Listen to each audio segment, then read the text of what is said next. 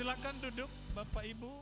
Saya percaya bahwa orang yang melimpah dengan karunia rohani akan bersorak-sorai di hadapan Tuhan. Katakan amin.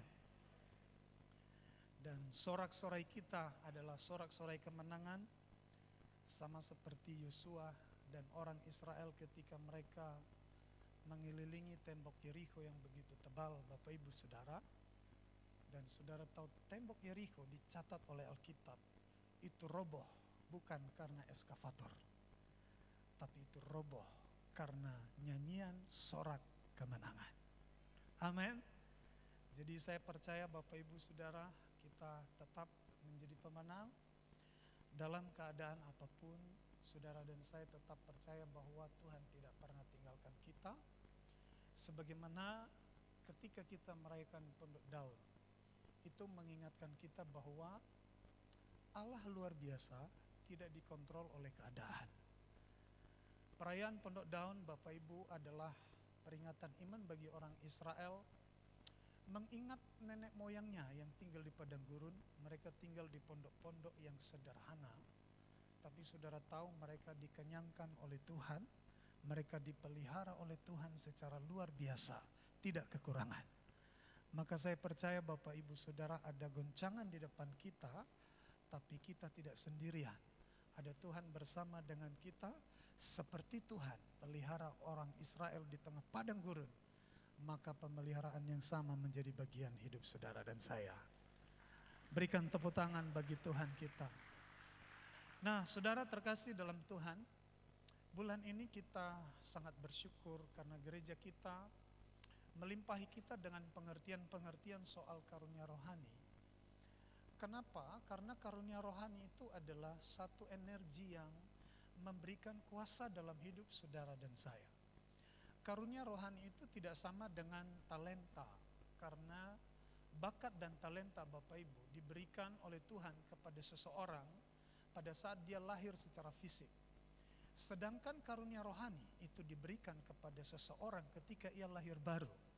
Pada saat seseorang menerima Yesus sebagai Tuhan dan Juru Selamat, maka Bapak Ibu Saudara, hidup kita dimeteraikan oleh Roh Kudus. Dan dengan itulah saudara dan saya punya hak istimewa, yaitu karunia rohani yang tidak bisa ditiru oleh orang-orang yang tidak percaya kepada Yesus.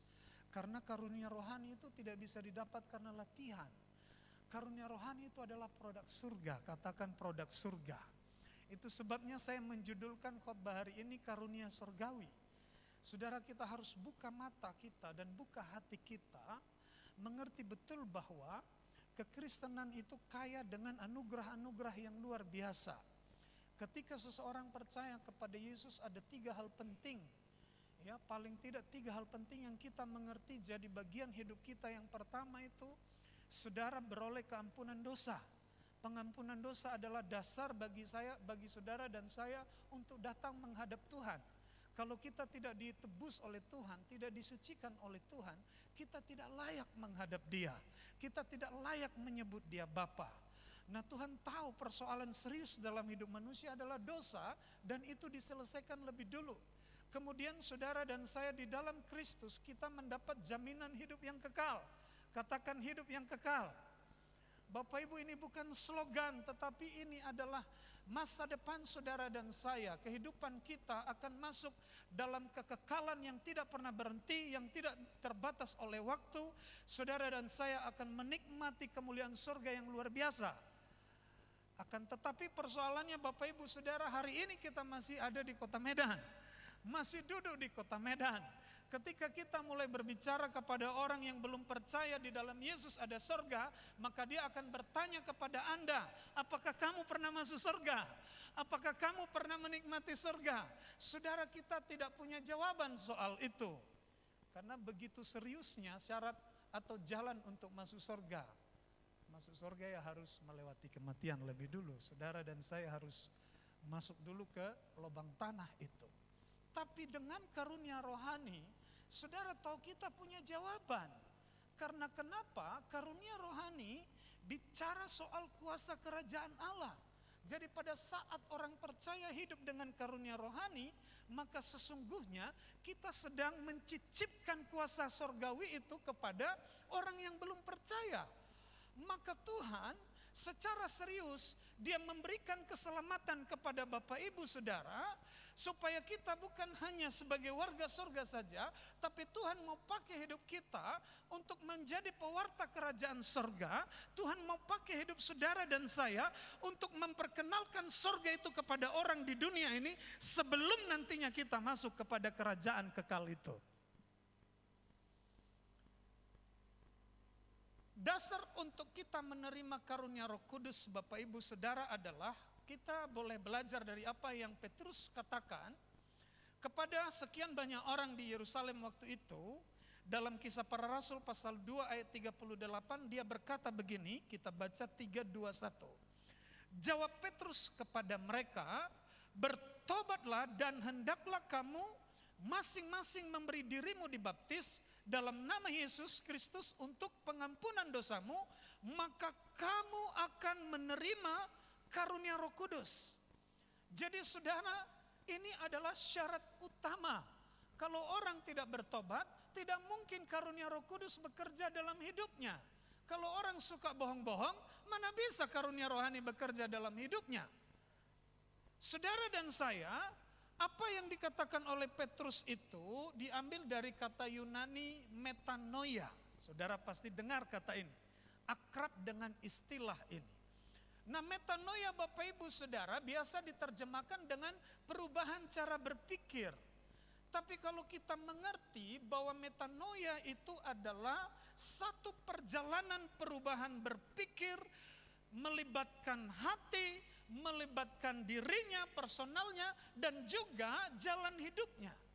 Jadi metanoia itu Bapak Ibu Saudara, segala sesuatu menjadi diubahkan. Itu sebabnya kata ini dipahami dengan arti the act of reforming. Jadi satu tindakan yang merupakan reformasi dari hidup seseorang. Maka saudara dan saya disebut sebagai orang-orang yang lahir baru. Dengan lahir baru Bapak Ibu Saudara, inilah dasar bagi kita untuk hidup dalam karunia Roh Kudus. Berikan tepuk tangan bagi Tuhan kita. Bapak Ibu, mengapa banyak orang tidak hidup dalam karunia Roh Kudus? Karena ada beberapa hal yang missing dari pengertian mereka. Karunia Roh Kudus itu adalah pemberian Allah, katakan amin. Karunia rohani itu adalah pemberian Allah yang pasti berguna, dan kalau Allah yang berikan itu pasti terbaik. Pasti terbaik, Pak. Kemudian yang kedua itu adalah hak istimewa orang percaya.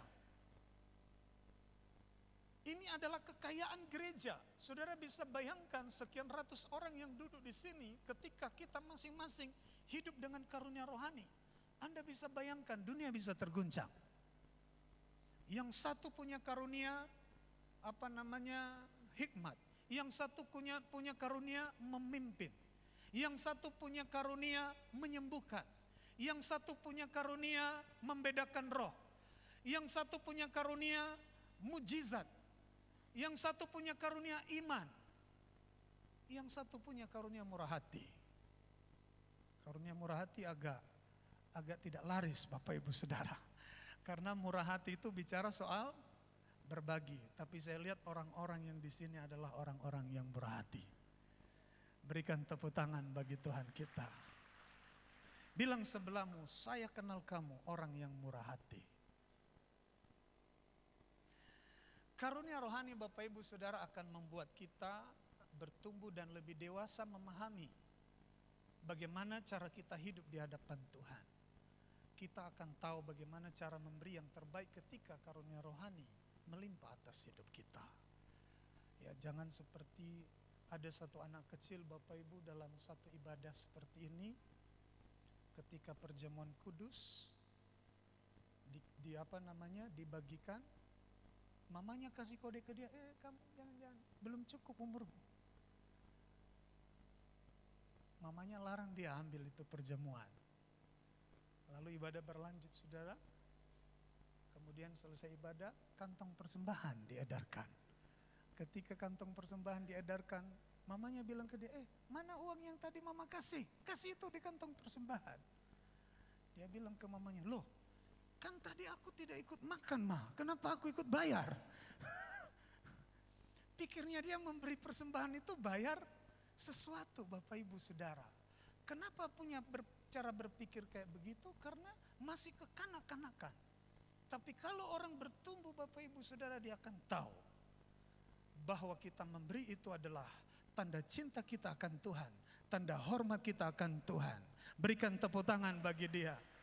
Haleluya. Bapak Ibu Saudara, karunia rohani itu adalah kekuatan kita menghadapi dunia ini. Ada banyak tantangan yang ada di depan kita, kita perlu hikmat. Saudara dan saya membutuhkan kuasa untuk melawan pekerjaan-pekerjaan si iblis di dunia ini. Saudara dan saya, kita membutuhkan karunia untuk membedakan berbagai strategi-strategi si jahat dalam hidup ini. Saya bisa bayangkan kalau seorang bapak sebagai kepala keluarga punya karunia hikmat.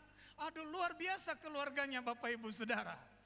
Saya bisa bayangkan kalau seorang ibu punya karunia kesembuhan ketika suaminya sakit, didoakan dalam nama Yesus terjadi kesembuhan. Bukankah kita sedang menghadirkan surga di rumah kita? Amin. Saudara terkasih dalam Tuhan, kabar baiknya adalah karunia ini semua ada, potensi ada dalam hidup setiap orang yang duduk di kursi ini. Setiap saudara yang duduk di sini, saya yakin percaya ada satu karunia yang Tuhan titipkan dalam hidup. Bilang sebelahmu, ada satu karunia yang Tuhan titip dalam hidup. Boleh agak keras kalau bisa tepuk pundaknya. Cuma hati-hati jangan tepuk pundak istri orang, Bapak Ibu. Saudara, kita harus buka mata kita. Kenapa? Karena ada banyak persoalan. Ada jemaat yang tidak tahu hari ini apa itu karunia rohani dan apa karunia rohaninya. Ada anggapan jemaat yang berkata bahwa karunia rohani itu hanya milik para pengkhotbah. Bilang sebelahmu itu salah. Karunia rohani itu milik semua orang percaya. Amin. Ada juga yang tidak mau tahu Bapak Ibu.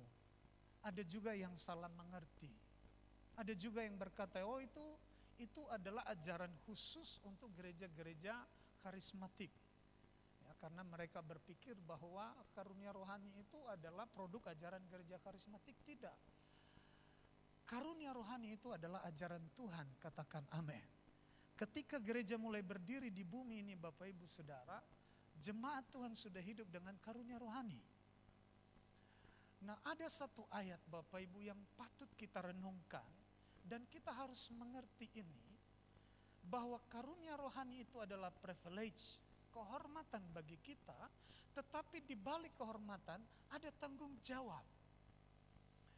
1 Petrus pasal 4 ayat yang ke-10, coba kita baca sama-sama, 3, 2, 1. Layanilah seorang akan yang lain sesuai dengan karunia yang telah diperoleh tiap-tiap orang sebagai pengurus yang baik dari kasih karunia. Saudara, garis bawahi pengurus yang baik. Saya yakin Bapak Ibu kita rindu supaya label pengurus yang baik itu ditemukan Tuhan dalam hidup kita. Ketika kita jumpa dengan Yesus nanti dan dia berkata, oh sungguh kamu adalah pengurus yang baik dari kasih karunia. Pengurus yang baik Bapak Ibu Saudara, dalam kata Yunaninya menggunakan kata oikonomos. Oikonomos ini adalah seseorang yang dipercayakan oleh majikannya, oleh tuannya untuk merawat rumahnya. Jadi boleh disebut ini adalah manajer rumah tangga, saudara. Oikonomos itu adalah orang yang dipercayakan oleh majikan untuk mengelola rumahnya, untuk merawat rumahnya, untuk menghitung pengeluaran-pengeluaran. Dan saudara tahu, saya percaya orang yang dipercayakan tuannya itu pasti lolos seleksi, katakan amin. Saudara dan saya adalah pribadi-pribadi yang sudah lolos seleksi. Bilang sebelahmu, kamu itu oikonomos. Agak keras, oikonomos. Oikonomos itu artinya orang yang dipercaya tuannya mengelola rumahnya. Artinya begini Bapak Ibu Saudara, bahwa kita ini adalah orang yang sudah menerima tanggung jawab dari Tuhan. Kasih karunia itu sudah diberikan oleh Tuhan kepada kita. Tuhan mau supaya kita menjadi oikonomos. Tuhan mau supaya kita menjadi orang yang menghargai karunia rohani itu, menghormati karunia rohani itu, menggunakan karunia rohani itu. Saudara bertanggung jawab dengan karunia rohani itu, kita mengerjakan sebaik-baiknya kehormatan yang Tuhan anugerahkan dalam hidup kita. Saudara bisa bandingkan dengan apa yang dilakukan oleh Esau. Esau itu adalah satu contoh bagi kita Bapak Ibu Saudara, orang yang memandang rendah kasih karunia Tuhan. Esau itu diberikan hak kesulungan, dan hak kesulungan itu adalah hak yang ditetapkan oleh Tuhan sendiri bagi anak-anak sulung. Tapi Anda lihat, si Esau hanya karena kelaparan Bapak Ibu Saudara, hanya karena semangkok kacang merah, dia memandang rendah hak kesulungannya. Dan perjalanan hidupnya itu penuh dengan risiko-risiko, karena Tuhan tidak mau orang tidak menghormati kasih karunia yang Tuhan anugerahkan. Saya yakin Bapak Ibu Saudara, karunia rohani apapun yang Tuhan berikan dalam hidup kita, pasti Tuhan punya tujuannya. Yang dilakukan banyak oleh orang percaya adalah memadamkan pekerjaan Roh Kudus. Nah, kita berdoa Bapak Ibu hari ini, kita mengerti ini. Saya kasih contoh Bapak Ibu, bagaimana sikap kita soal karunia rohani ini. Kalau Bapak Ibu kasih baju kepada seseorang, lalu hadiah baju yang Bapak Ibu kasih itu dipakai oleh orang itu, Bapak Ibu senang apa tidak? Senang ya? Kalau kita kasih hadiah ke orang baju, lalu baju itu dia pakai, betapa senangnya hati kita. Apalagi kalau baju itu dia pakai setiap hari. Saudara, Anda lihat dia, waduh, puji Tuhan, senang kali kita lihat dia kalau kita kasih hadiah. Nah, kalau Bapak Ibu lihat dia pakai baju itu, saya yakin bulan depan Bapak Ibu akan mulai berpikir, baju baru apa lagi yang akan saya kasih ke orang ini. Beda Pak, kalau misalnya kita kasih hadiah baju ke orang, sudah 1 tahun kita tunggu belum pernah dipakai baju itu. Saya yakin Bapak Ibu gak akan kasih hadiah lagi bulan depan ke orang itu. Nah, saudara tahu bahwa pekerjaan karunia rohani seperti itu. Ketika kita dipercaya oleh Tuhan satu karunia rohani, dan karunia rohani yang satu itu kita hidupkan, kita gunakan Bapak Ibu Saudara, maka percaya karunia-karunia berikutnya akan Tuhan percayakan bagi kita. Berikan tepuk tangan bagi Tuhan.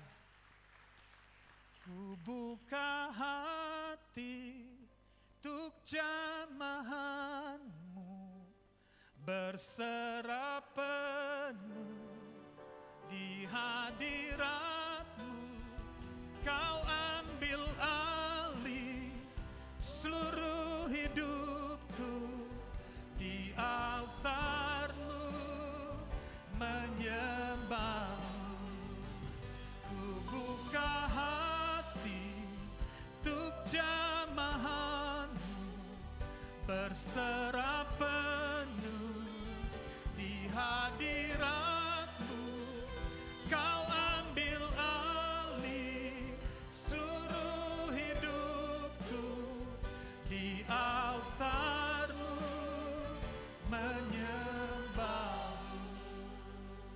Berikan tepuk tangan bagi Tuhan Bapak Ibu Saudara. Dia memperlengkapi kita tidak hanya dengan kabar kerajaan sorga, tapi dia memperlengkapi kita dengan karunia-karunia rohani yang membuat Bapak Ibu berbeda dengan orang yang ada di dunia ini. Kalimat ini kita baca sama-sama, saudara. 3, 2, 1. Kasih karunia Tuhan diberikan gratis kepada kita, namun bagaimana kita mengurusnya itu akan dipertanggungjawabkan. Ini serius Bapak Ibu, makanya Rasul Paulus kepada jemaat Korintus dalam 1 Korintus 12 ayat yang pertama, dia sangat tegas, dia serius, jangan sampai ada jemaat yang tidak mengerti soal karunia rohani. Jangan ada jemaat yang tidak tahu apa-apa kebenaran tentang karunia rohani. Kenapa Bapak Ibu Saudara?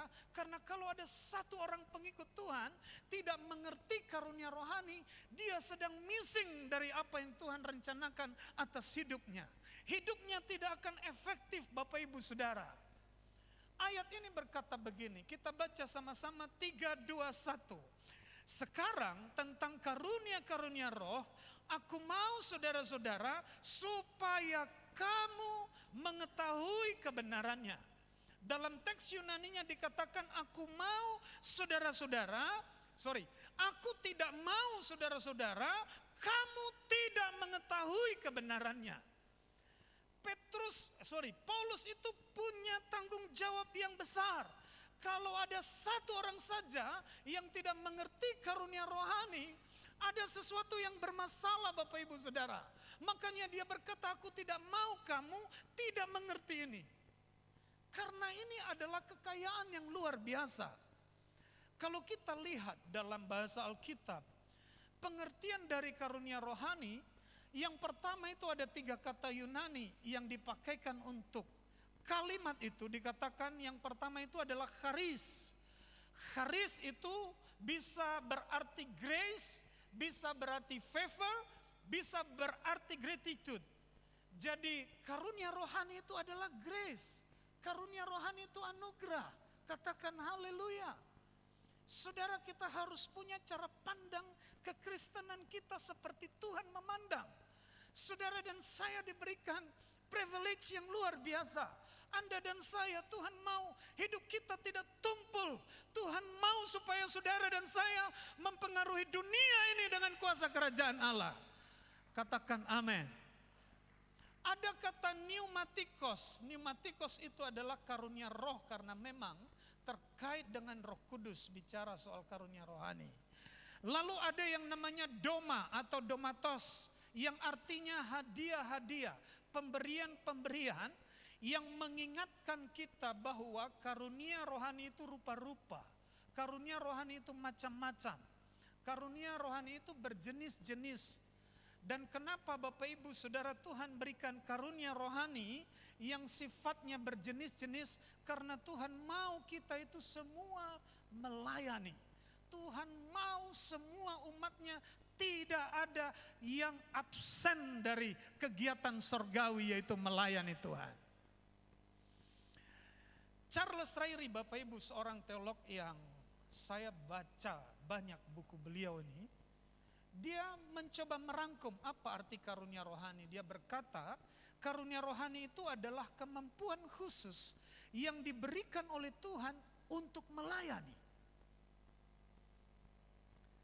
Bukan kemampuan biasa Bapak Ibu Saudara, ini kemampuan khusus.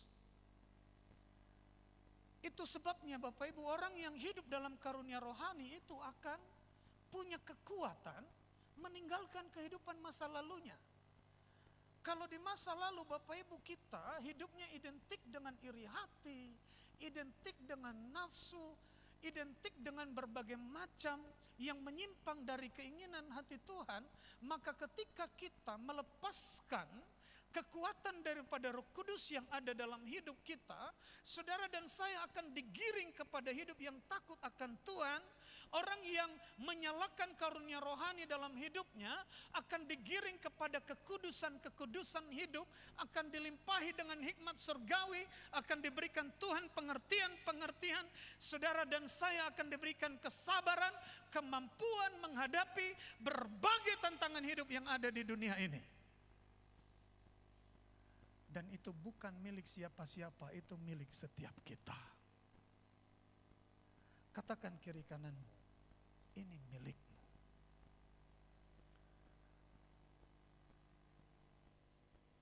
Ini Ini kebenaran, saya mau tutup Bapak Ibu Saudara. Tulisan yang saya blok merah itu kita coba baca sama-sama. 3, 2, 1. Setiap orang percaya diberikan karunia rohani. Tidak ada yang tidak punya karunia rohani. Istri-istri bilang suamimu, papa punya karunia rohani. Ayat ini berkata, tetapi kepada tiap-tiap orang dikaruniakan penyataan roh untuk kepentingan bersama. Sangat spesifik Bapak Ibu. Tuhan berikan karunia kepada orang per orang. Tujuannya supaya hidup saudara dan saya berfungsi. Karena karunia rohani itu akan menggerakkan fungsi-fungsi kita dalam kejemaatan. Tuhan sering menggambarkan kehidupan gereja itu dengan tubuh Kristus. Nah, saudara tahu tubuh Kristus itu banyak bagiannya. Tubuh itu banyak bagiannya. Alkitab berkata, kamu adalah tubuh Kristus. Ada mata, ada tangan, ada telinga, ada kaki, ada mulut. Nah Bapak Ibu, ini adalah rancangan Tuhan bagi gerejanya. Itulah sebabnya saudara, setiap orang dikasih karunia rohani supaya fungsi-fungsi ini ada. Jadi tidak ada satu orang pun pengikut Tuhan yang tidak ada fungsinya. Tuhan mau pakai hidup kita. Bilang sebelahmu, kalau aku sih kekuatan karunianya di mulut, bilang. Bilang ke dia, kalau aku di tangan. Ya, di tangan suka memberi, suka berbagi. Ketika mendengar gereja-gereja di Tarutung, kita mau bantu, tidak susah-susah mengumumkannya. Karena semua jemaat di tempat ini ambil bagian dan berkata, aku mau supaya gereja-gereja Tuhan tetap berdiri tegak di sana. Amin. Berikan tepuk tangan bagi Tuhan kita. Haleluya. Yang kedua saudara, kesimpulannya adalah tiap orang Kristen beda karunianya. 1 Korintus 12 ayat yang ke-8 berkata, sebab kepada yang seorang roh memberikan karunia untuk berkata-kata dengan hikmat, dan kepada yang lain roh yang sama memberikan karunia berkata-kata dengan pengetahuan. Nanti Bapak Ibu baca selanjutnya, di sana kita akan lihat bahwa Tuhan itu memberikan karunia yang berbeda-beda kepada orang per orang. Tujuannya Bapak Ibu Saudara, karunia rohani itu membuat kita bisa hidup dalam keunitian. Saudara dan saya bisa hidup dalam kesatuan. Kenapa? Karena ketika karunia rohani kita berbeda, kita saling melengkapi, katakan amin. Nah Bapak Ibu Saudara, ada satu peristiwa di mana jemaat Korintus itu ditegur secara keras oleh Rasul Paulus. Apa yang terjadi di jemaat Korintus? Jemaat Korintus itu adalah jemaat yang mereka maju dari sisi karunia rohani. Bertumbuh dari sisi karunia rohani, tetapi terjadi persoalan Bapak Ibu Saudara karena mereka tidak memanage karunia itu untuk kemuliaan Tuhan. Tapi karunia rohani itu dijadikan untuk popularitas personal.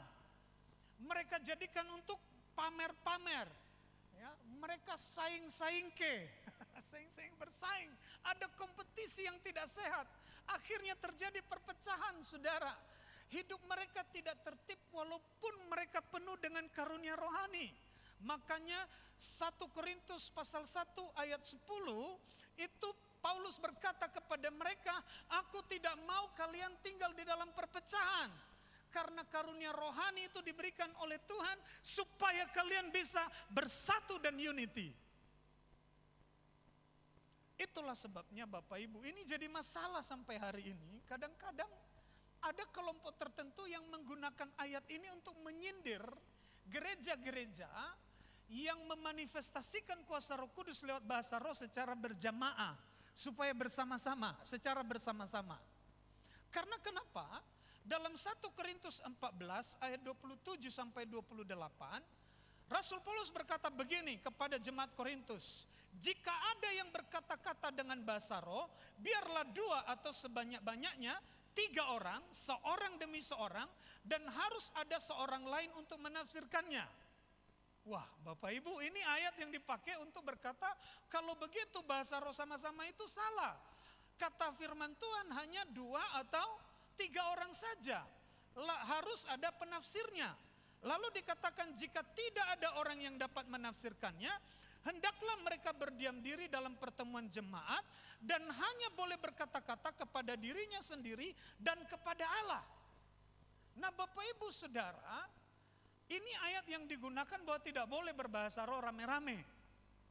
Mereka tidak tahu bahwa pernyataan ini dikeluarkan oleh Tuhan tahun 53 Masehi lewat Rasul Paulus. Dan saudara harus tahu, karunia bahasa roh itu sudah ada sebelum Rasul Paulus jadi pengikut Tuhan. Ayat ini Bapak Ibu bukan berarti Paulus melarang bahasa roh sama-sama, tidak. Tapi karena terjadi perpecahan di antara jemaat, akhirnya mereka jadi batu sandungan bagi orang-orang yang baru datang. Maka Paulus sangat tegas. Dia berkata nggak boleh berlanjut seperti ini. Kenapa Bapak Ibu Saudara? Bukan berarti Paulus tidak setuju dengan bahasa roh rame-rame. Karena tahun 33 Masehi, catat baik-baik. 33 Masehi sebelum Paulus jadi pengikut Tuhan, itu karunia bahasa roh sudah terjadi di Yerusalem, dan itu semua orang percaya yang berkumpul di situ, mereka berbahasa roh sama-sama.